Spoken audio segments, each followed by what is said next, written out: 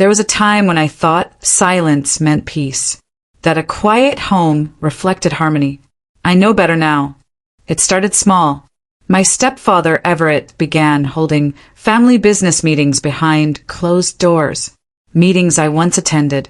Now, I'd hear muffled voices through the oak-paneled office doors, followed by silence when I approached. If I asked, he'd chuckle. Nothing for you to worry about, Marlowe.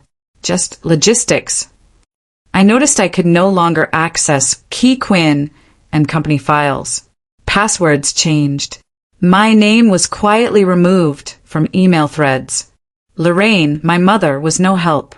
She turned distant, evasive. If I so much as mentioned quarterly reports or estate documents, she'd redirect the conversation with a brittle smile. "Let's talk about something lighter," she'd say, staring into her teacup like it held better answers. Jace, my stepbrother, started smirking more. "Things change fast, huh?" he said one night, swirling a glass of wine. "Some people around here should get used to it." I brushed it off until that night. I passed by Everett's study on my way to the kitchen. The door was slightly ajar. His voice was calm but firm. "On graduation day, Jace will take 51%. Finalize it." The lawyer replied, "Are you certain Marlowe won't challenge it?" Everett laughed. "She won't see it coming." That moment split my world open. I didn't confront him. Not right away. Instead, I replayed that conversation in my head like a broken record. There had to be a misunderstanding, a misheard line, but deep down I knew what I'd heard. A few days later, my phone buzzed during class. A message from Lorraine, not meant for me. "Just get her to sign. Everett says it's ready." No greeting, no warmth, just a command. I sat there staring at the screen while the professor droned on about fiduciary ethics. The irony burned. I confronted Lorraine that evening, heart pounding. She blinked at me, confused. "I don't know what you're talking about." "But the text." She cut me off. "You must be stressed. You've been under a lot of pressure." And just like that, the conversation ended. Like a balloon popping without warning. That night, I searched old emails, document versions, archived folders. Changes had been made. Approvals I didn't remember giving. A pattern emerged. At brunch with one of my grandmother's old friends, I mentioned estate matters in passing. She looked at me carefully and whispered, "Don't sign anything. That will. It's not what they told you it was."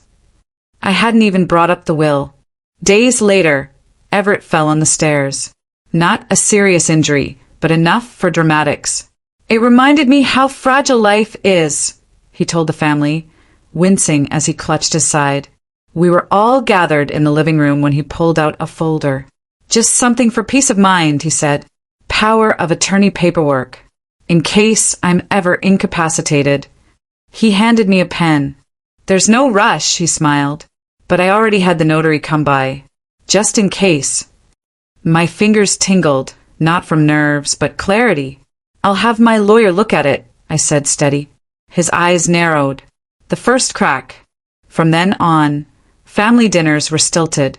Lorraine stopped making my favorite lemon chicken. Jace barely spoke, but when he did, it was with that same smug undertone. I didn't wait for things to fall apart. I hired a private investigator. Quiet, discreet. 2 weeks later, he returned with findings I already suspected but needed to see on paper. Everett had met 4 times with an estate lawyer. Drafts were circulating to shift emergency guardianship of assets to him. The reasoning? Marlowe Quinn's lack of judgment and financial maturity. I didn't cry. Instead, I visited Professor Maddox, my late grandmother's trustee and the person who once told me, "Control isn't about holding on. It's about knowing when to move." We transferred 95% of my Quinn and company shares into a private trust, legally sound beyond reach. I didn't tell Lorraine. I didn't tell anyone. The documents were notarized, sealed, secure. A week later, Everett hosted a charity brunch. Crystal glasses clinked. Camera shutters clicked. Everyone was dressed in their best. oblivious to the storm beneath the surface. Everett stood, beaming. "Let's raise a glass to Jace, the future of Quinn and Company." There were polite claps, laughter. I didn't clap. I didn't look up. I sipped my drink, eyes on the horizon, and said softly, "Not if I take it first." The air outside Celeste Holler's office was warmer than I expected for a spring morning. Asheville always had a strange way of mixing beauty and tension in the same breeze. I stepped into the quiet room, greeted by the smell of leather-bound files and lavender hand cream. Celeste looked up from her desk, eyes sharp behind her glasses, the same way my grandmother used to study people who lied to her. "I need to see the original will," I said, skipping the pleasantries. She didn't answer right away. Her hands moved slowly to unlock a drawer. She pulled out a folder, laid it on the desk, and opened it without a word. I scanned the first page, and there it was. "To my granddaughter, Marlowe Quinn, I leave 100% ownership of Quinn and Company. Not 51%. Not a split. All of it." My stomach didn't flip. It didn't drop. It settled. "All this time," I whispered. I acted like I had nothing to fight with. Celeste leaned back in her chair. "They've been here, you know. Everett and his attorneys. They're preparing a guardianship filing. They're claiming you're financially irresponsible." "Because I didn't scream?" I asked. "Because I didn't play the game loud enough for them?" She tilted her head. "Because you didn't see it coming. They assumed you were asleep." I didn't cry. I didn't clench my fists. I just nodded. That night, dinner at the mansion was a performance. Silverware clinked. Jace poured wine like we were in some magazine spread.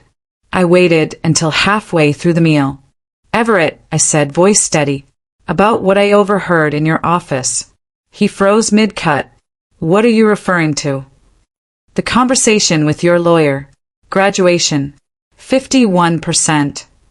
The table tensed. Lorraine's hand trembled slightly as she reached for her water. "You should thank me," Everett said slowly, voice rising, "for keeping things safe." My fork remained in my hand, untouched. "If it were truly safe, you wouldn't have needed to lie." The words landed like glass on tile. Jace cleared his throat. "Maybe this isn't the time." "No," I said, eyes on Everett. "This is the perfect time." Everett's mask cracked just a little. "You're ungrateful. You have no idea what it takes to run something like Quinn and Company." "I do," I replied. "I've read every file, even the ones you deleted." He slammed his napkin down. Lorraine looked away, her silence deafening. I didn't push further. I didn't need to. The damage was already done. That night, in my room, I wrote an email to Professor Thorne Maddox. The subject line, transfer. I typed the rest without pausing. I wasn't ready to be angry. I was ready to act. By morning, 95% of my shares were in a trust, untouchable, controlled by someone who saw my grandmother's legacy as more than a game. Everett received a text just after sunrise. "We may have a problem. The main shares are moving." I imagined his reaction, but I didn't lose sleep over it, because for once I was ahead. Graduation day was clear and humid. The campus buzzed with gowns and nerves. I shook hands, posed for photos, heard congratulations I'd barely registered. The ceremony moved quickly. Everett took the podium with the same smile he wore at charity galas. "Let's take a moment to honor Jay Stroud," he announced, "the future leader of Quinn and Company."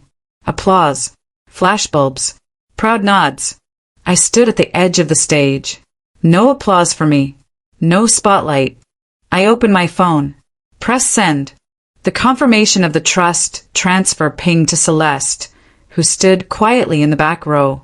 She looked up and nodded once. That was all I needed. I walked across the stage, accepted my diploma, and smiled. They celebrated someone else's victory. I had already won mine. Have you ever watched someone else claim what should have been yours? Tell me your story below. I'll read every one. Chapter 3 starts when silence ends. The courthouse smelled of polish and nerves. I walked through its glass doors 2 weeks after graduation, not with a lawyer at my side, but with truth folded tightly in a leather folio. The petition Everett filed had one goal: control. Emergency conservatorship, he called it. Said I was financially unstable. Said I needed protection from my own decisions. His lawyers came prepared, eyes smug behind expensive frames. They submitted doctored emails, one claiming I'd begged for money. They included psychiatric evaluations I'd never undergone, stamped and signed by someone who didn't exist. A former accountant, long fired, testified, his voice unsteady, about my erratic spending. Lorraine sat in the back, lips pressed shut. She didn't raise her hand, didn't look my way. Silence had always been her weapon. Today it was her confession. I stood when called, adjusted the microphone. They wanted chaos, I began.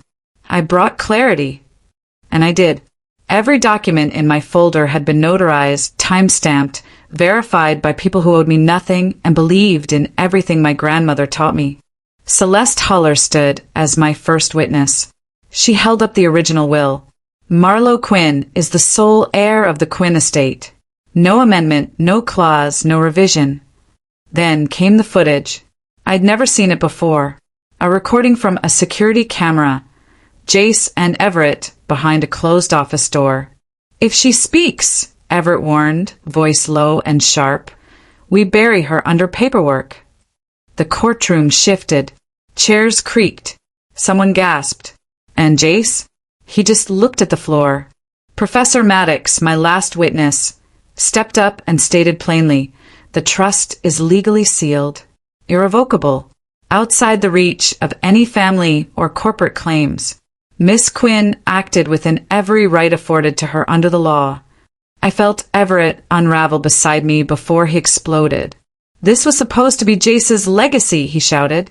The bailiff stepped forward, hand instinctively on his belt. The judge called for a recess, her gavel sharp like thunder. Outside, reporters swarmed. Cameras clicked like insects. I didn't speak. Not yet. Inside, Everett paced like a caged animal, whispering furiously into his phone. His attorney finally sat back, eyes closed, as if already preparing for the plea bargain. When we returned, the arrest was swift. Forgery. Fraud.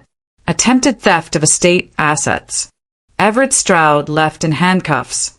Jace disappeared within 24 hours. No goodbye. No apology. Just silence, his truest talent. Lorraine called once. I let it go to voicemail. Back at the Quinn estate, dust hung in the halls like memory. I found a box labeled in my grandmother's handwriting. Inside, letters. Dozens. Some written to me, some never sent. One ended simply, power is who you give silence to. I didn't cry. I hosted a press conference on the front lawn. No drama. No flair. This isn't revenge, I said. It's protection for myself and others like me. Some clapped. Some just watched. One reporter asked if I'd return to the company. I never left, I replied. The board was reinstated. New scholarships launched. We funded programs for young women who'd been told they weren't ready, weren't smart enough, weren't enough, period. Weeks later, I stopped by Maddox's office for tea. He poured 2 cups and smiled. I think she'd be proud, I said quietly. He nodded. She'd say you finally saw yourself clearly. I walked the old property alone after that. No phone. No security. Just sky and wind and memory. At the fire pit, I burned the last copy of the forged will. Watched the ink melt into black smoke. Have you ever had to fight for what was already yours? Tell me what silence cost you. Your story might save someone else. Sometimes the silence we break isn't just ours.